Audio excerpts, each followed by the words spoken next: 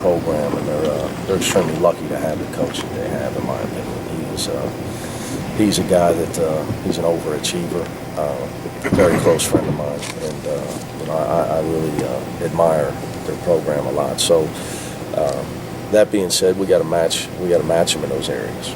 They play every game like it's their last. They play every possession like it's their last. So we try to do the same thing. So I would look for it to be probably a closer game. There's 2 blowouts last year, so I look for this year to be probably a lot closer game. Since every game Marquette plays is, I think last night ended up 6 or 7.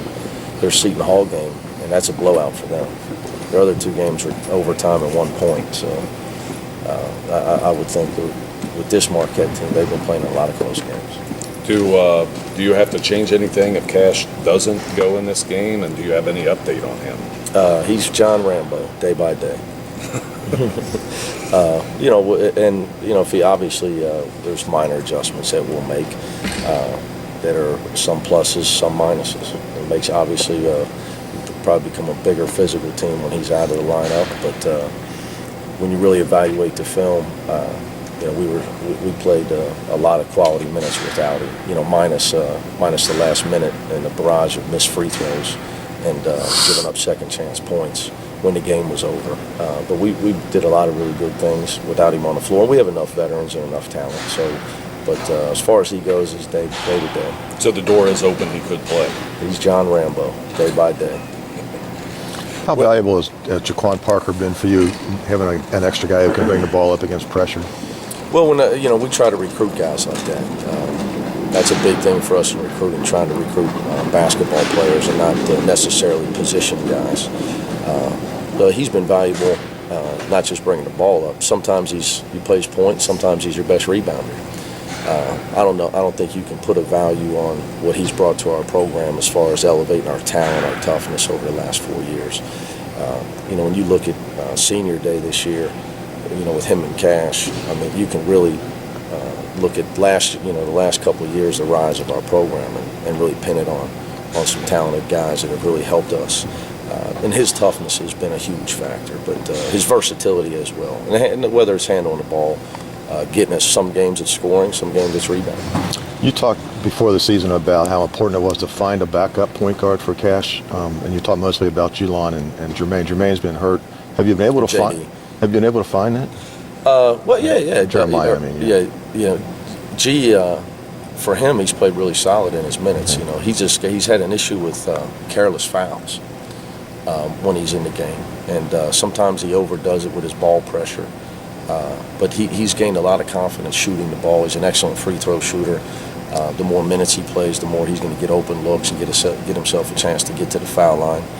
And then for us, we got a lot of guys who can handle the ball. So, Titus being one of them as well, and Shaq Thomas is a guy that can really handle the ball versus pressure. So, we got a lot of guys that can help in that area if need be.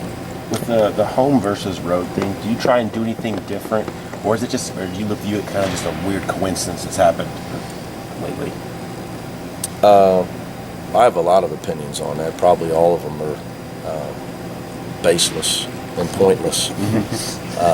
Because I think that the biggest mistake teams make is thinking, well, we're at home, we're going to win, and we've made the adjustment here in the last few games of taking each game separately and not looking at the totality of the schedule. Let's just play one game at a time and focus on the next game, what we have to do to win that game, and nothing else matters. And understand that if you don't do that, you will lose, regardless of who your opponent is. So that's all we're trying to focus on. And if you don't have that type of focus because you're at home, it'd probably be because you're relaxing mentally. And your energy level and your focus and your alertness isn't where it needs to be.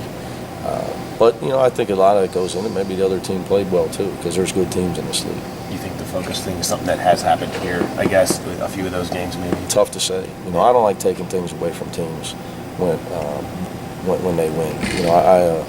I hate when guys get beat and go in the press conference and act like their team played terrible. The other team played pretty well. I say Notre Dame played their best game of the year here when they came in here. Give them credit. With you brought up Jeremiah, what's his status now? I mean, as the deeper it goes, the more I would think you're leaning red shirt. We'll see. You like that answer, don't you? I've gotten it twice now. Yeah, But he's not. yeah. Bill Belichick in you. He's he got the hoodie on. I got to cut the sleeves off. I got to cut the sleeves off. It's got to be a you little know, rattier. That was You can't nice. expect me to, when it comes to injuries and situations like that, you know, it's day by, a lot of stuff's day by day, so we'll see. You know, with Jeremiah, my focus is when he is healthy, is trying to make sure he becomes a better player every day. But obviously, the longer the season goes and he doesn't play, then obviously the medical red shirt would be the option. Thanks, Mick. All right.